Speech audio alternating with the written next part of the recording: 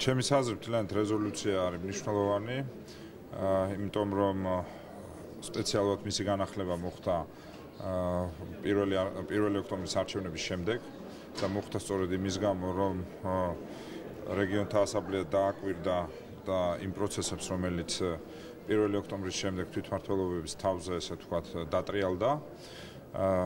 ერთხმად ყველა თანხმდება იმაში, რომ ის ტენდენცია არის ძალიან ცუდი. ინტერპრეტაცია არის სხვადასხვანაირი, ბუნებრივია, მთავრობა თulis, რომ ეს სპონტანური იყო.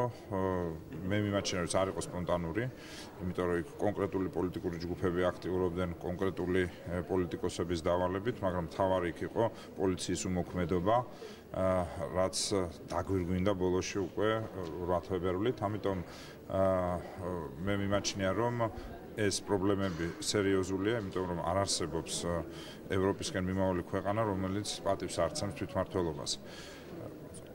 ამ გაგებით ყველა ის ძირითადი პრობლემა და ფაქტი, რომელიც დაფიქსირდა ამ პერიოდის განმავლობაში, ასახულია და რაც მთავარია, არსებითი შეშფოთება არის გამოთქმული იმასთან დაკავშირებით, რომ მთელი რიგ შემთხვევებში ეს მოქმედებები ეწინააღმდეგება ქარტიას, რომელიც რატიფიცირებულია საქართველოს მიერ.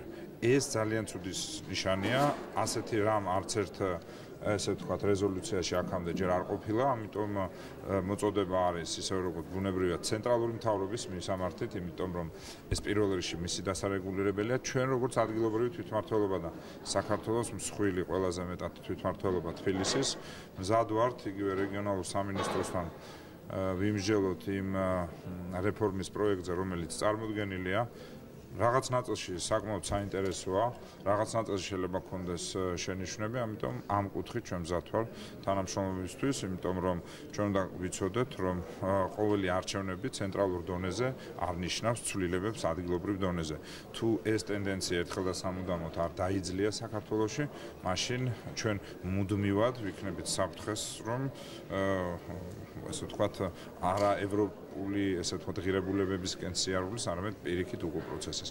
ამიტომ მიმაჩნია, რომ ყურად საღებია ეს რეზოლუცია და განსაკუთრებით ცენტრალურმა მთავრობამ, ყველაზე მეტად რომელი უწყებებიც აქტიურობენ, ამ შემთხვევაში ვსაუბრობ ფინანსურ პოლიცია, პროკურატურა და არარეგიონალურ სამინისტროს, იმიტომ რომ ზეწოლას სწორედ ეს უწყებები ანხორციელებენ, მათ საყურადღებოდ შემდეგი შეიძლება უკვე იყოს პირდაპირი დადანაშაულება ამ რეზოლუციის ქარტიის მუხლების არ შესრულებით, რაც საქართველოს რეპუტაციისთვის ძალიან მძიმე დარტყმა იქნება.